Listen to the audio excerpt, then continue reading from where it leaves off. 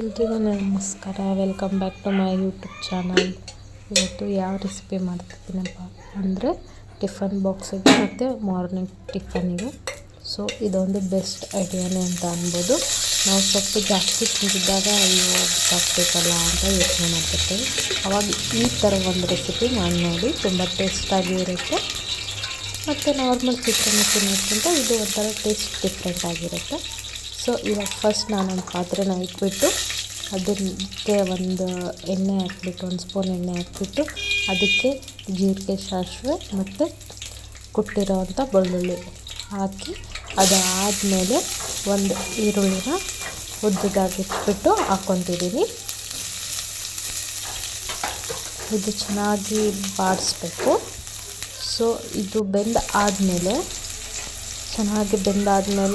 ಇದಕ್ಕೆ ಚಿಕ್ಕದಾಗಿಟ್ಟಿರೋಂಥ ಪಾಲಕ್ ಸೊಪ್ಪನ್ನ ನಾನು ಹಾಕ್ಕೊತಿದ್ದೀನಿ. ಈ ಪಾಲಕ್ ಸೊಪ್ಪು ಚೆನ್ನಾಗಿ ರೋಸ್ಟ್ ಆಗೋವರೆಗೂ ಬಿಡಬೇಕು.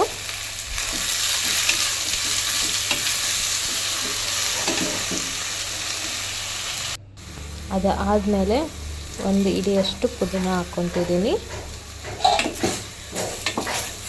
ಪುದೀನ ಹಾಕೋದು ಯಾವ ರಿಲೇಷನ್ ಅಂದರೆ ಟೇಸ್ಟ್ ಚೆನ್ನಾಗಿ ಬರುತ್ತೆ ಮತ್ತು ಸ್ಮೆಲ್ ಚೆನ್ನಾಗಿ ಬರುತ್ತೆ. ಸೊ ಹಾಗಾಗಿ ಇದನ್ನೆಲ್ಲ ಬೇಯೋಕ್ಕೆ ಬಿಡಬೇಕು. ಅದೆಲ್ಲ ನೀರೆಲ್ಲ ಬಿಡುತ್ತೆ ಸ್ವಲ್ಪ. ಸೊ ಇವಾಗ ಎಣ್ಣೆನಲ್ಲಿ ಚೆನ್ನಾಗಿ ಬೆಂದಿದೆ. ಸೊ ಇದಕ್ಕೆ ರುಚಿಗೆ ತಕ್ಕಷ್ಟು ಉಪ್ಪು ಮತ್ತು ಅರಿಶಿನ ಪುಡಿನ ಹಾಕ್ಕೋಬೇಕು.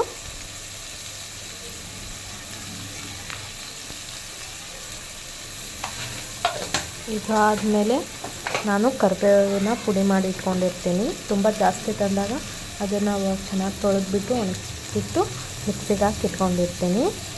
ಸೊ ಇವಾಗ ಅದನ್ನೇ ಪೌಡ್ರ್ ಹಾಕ್ತಾಯಿರೋದು ನಾನು. ಈ ಪೌಡ್ರನ್ನ ಹಾಕಿದ್ಮೇಲೆ ಚೆನ್ನಾಗೆಲ್ಲನೂ ಮಿಕ್ಸ್ ಮಾಡಬೇಕು. ಇನ್ನೊಂದು 5 ನಿಮಿಷ ಹಾಗೆ ಲೋ ಫ್ಲೇಮಲ್ಲೇ ಬೇಯಿಸ್ಕೋಬೇಕು. ಇದು ಚೆನ್ನಾಗೆಲ್ಲ ಬೆಂದಮೇಲೆ ಇದಕ್ಕೆ ಹಸಿಮೆಣ್ಸಿನ್ಕಾಯಿ ಪೇಸ್ಟ್ ಹಾಕ್ತಿದ್ದೀನಿ. ನೀವು ಹಸಿಮೆಣ್ಸಿನ್ಕಾಯಿ ಪೇಸ್ಟ್ ಬೇಡ ಅಂದರೆ ಉದ್ದದಾಗಿ ಒಂದು 6-7 ಹಸಿಮೆಣ್ಸಿನ್ಕಾಯಿನ ಹಾಕ್ಕೋಬೋದು. ನಾವು ಹಸಿಮೆಣ್ಸಿನ್ಕಾಯಿ ತೆಗೆದು ಸೈಡ್ಗೆ ಇಕ್ತೀವಲ್ಲ, ಸೊ ಹಂಗಾಗಿ ಮಿಕ್ಸಿ ಮಾಡಿ ಹಾಕ್ಕೊತಿದ್ದೀನಿ. ಸೊ ಇದೆಲ್ಲ ಆಗಿದ್ಮೇಲೆ ಇದಕ್ಕೆ ರೈಸ್ನ ಆ್ಯಡ್ ಮಾಡಿ ಮಿಕ್ಸ್ ಮಾಡಬೇಕು. ನೋಡೋಕ್ಕೆ ಮಾತ್ರ ಅಲ್ಲ, ತಿನ್ನೋಕ್ಕೂ ತುಂಬ ಚೆನ್ನಾಗಿರುತ್ತೆ.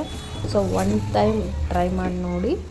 ಈ ವಿಡಿಯೋ ಇಷ್ಟ ಆಗಿದ್ದರೆ ಪ್ಲೀಸ್ ನನ್ನ ಚಾನಲ್ನ ಸಬ್ಸ್ಕ್ರೈಬ್ ಮಾಡಿ, ಶೇರ್ ಮಾಡಿ, ಕಮೆಂಟ್ ಮಾಡಿ. ಧನ್ಯವಾದಗಳು.